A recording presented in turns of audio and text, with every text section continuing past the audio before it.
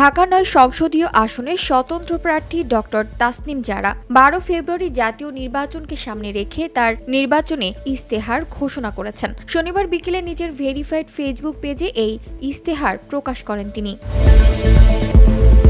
তিনি লেখেন, ঢাকা ৯ এই শহরের প্রাণ, অথচ আমাদের সাথেই বিমাতা সুলভ আচরণ করা হয়। আমরা গুলশান বনানীর সমান ট্যাক্স দেই, সমান বিল দেই, কিন্তু সেবা পাই তৃতীয় শ্রেণীর। ভোটের সময় নেতারা আসেন, ভোট নেন, তারপর উধাও হয়ে যায়।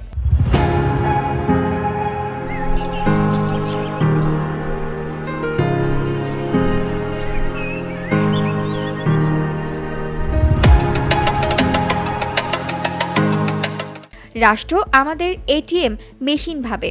টাকা নেওয়ার সময় আছেন, সেবা দেওয়ার সময় নেই।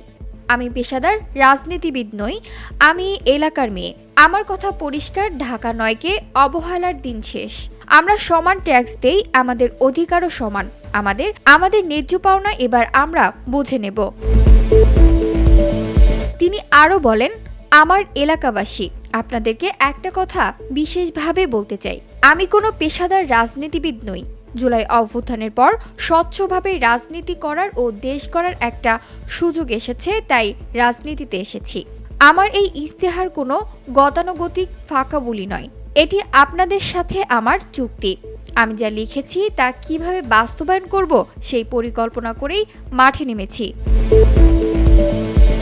সবশেষে তিনি লিখেছেন, আপনারা অনেক নেতা দেখেছেন, অনেক প্রতিশ্রুতি শুনেছেন। এবার একজন ডাক্তারকে সুযোগ দিন, যে ডাক্তার জানে রোগ কোথায় আর ওষুধ কোনটা, যে ডাক্তার কথা রাখে, যে ডাক্তার বিপদে পাশে এসে দাঁড়ায়। এমন একজন শিক্ষিত সন্তানকে সুযোগ দিন, যে আপনাদের মাথা নত হতে দেবে না। ঢাকা ৯-এর ভাগ্য বদলাবে। গ্যাস পানির অধিকার আদায় করতে এবং মাদক ও সন্ত্রাসমুক্ত সমাজ গড়তে আসন্ন নির্বাচনে ফুটবল মার্কায় ভোট দিন। আপনারা আমার শক্তি হন, আমি আপনাদের কণ্ঠস্বর হব। বিজয় আমাদেরই হবে ইনশাল্লাহ। BOD Bangla news desk.